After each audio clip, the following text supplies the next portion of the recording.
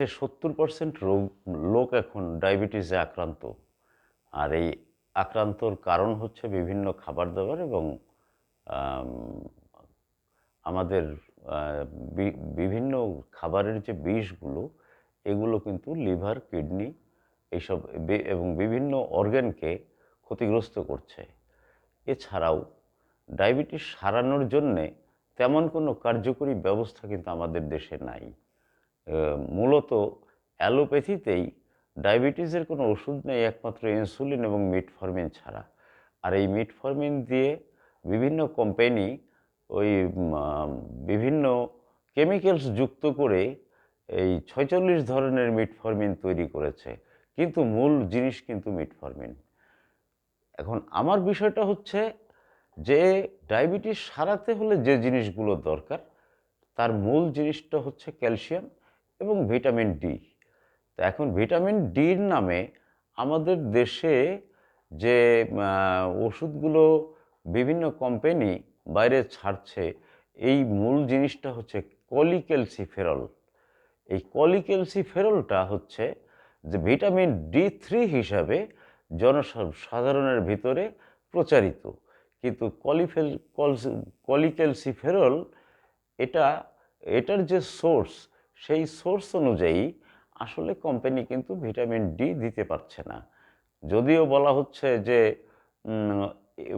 ডিম, সামুদ্রিক মাছ এবং কিছু হার্বস থেকে এইগুলি আসে, কিন্তু তারপরেও কতটুকু কলিক্যালসিফেরল পাচ্ছে।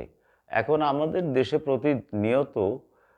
প্রতিনিয়তই দেখা যাচ্ছে যে 70% লোকই এই 31% কলিক্যালসিফেরল থেকে বঞ্চিত। মানে 31% পাচ্ছে, তার উপরে কিন্তু আর পাচ্ছে না।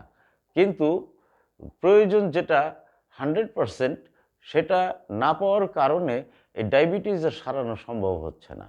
এখন কলিক্যালসিফেরল যেটাকে বলা হচ্ছে, এইটার এইটার আবার মেজারমেন্ট এখন করা হচ্ছে যে বায়োবিও অ্যাক্টিভিটি। সেটা হচ্ছে যে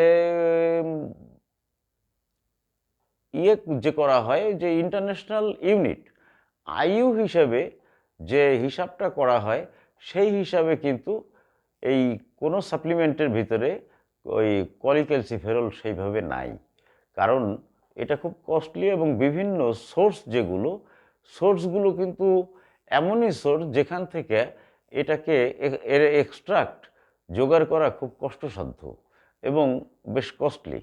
তো যে কারণে কোম্পানি যে ক্যালসিফেরলের নামে যে ভিটামিন ডি3 ক্যালসিয়াম ট্যাবলেটের সঙ্গে দিচ্ছে, এটা কিন্তু আদৌ পুরোপুরি কাজ করছে না। এবং এই বিষয়টা নিয়ে কিন্তু ড্রাগ অ্যাডমিনিস্ট্রেশন এটা কতটুকু অ্যানালাইসিস করেছে আমি জানি না। তবে আমার ধারণা যে ড্রাগ অ্যাডমিনিস্ট্রেশন এই বিষয়টা সেইভাবে গুরুত্ব দিয়ে দেখছে না, কিন্তু মাঝখান থেকে প্রতারিত হচ্ছে লক্ষ লক্ষ কোটি কোটি জনসাধারণ, যারা ডায়াবেটিসে কেউ আক্রান্ত অথবা প্রি ডায়াবেটিক পেশেন্ট, অথবা ডায়াবেটিসের কারণে যাদের কিডনি অ্যাফেক্টেড, যাদের ক্রিয়েটিনিন বেড়ে যাচ্ছে, শেষ পর্যন্ত তাদের ডায়ালিসিস এবং ওই কিডনি ট্রান্সপ্ল্যান্টের দিকে যাচ্ছে। কিন্তু এটা সবার পক্ষে সম্ভব না যে 1 বছর 2 বছর ডায়ালিসিস করতে পারে। তো যা হোক, বিষয়টা আপনারাও একটু চিন্তা করবেন। তবে ড্রাগ অ্যাডমিনিস্ট্রেশনের উচিত যে এটাকে সম্পূর্ণভাবে অ্যানালাইসিস করে যেন এই ওষুধটা করা হয়, কোম্পানিগুলোকে সেইভাবে ইনস্ট্রাকশন দেওয়া উচিত। কিন্তু আমাদের দেশের ড্রাগ অ্যাডমিনিস্ট্রেশন আমার ধারণা যে তারা সঠিক মতো কাজ করছে না, শুধুমাত্র বসে বসে বেতন নিচ্ছে আর ওই কোম্পানির সুবিধা আদায় করছে। সুতরাং এই বিষয়টা জনসাধারণের সচেতন হওয়া উচিত এবং ড্রাগ অ্যাডমিনিস্ট্রেশনের কার্যকলাপটাকে একটু ভালোভাবে অ্যানালাইসিস করে সেই অনুযায়ী স্টেপ নেওয়া উচিত। ধন্যবাদ সকলকে।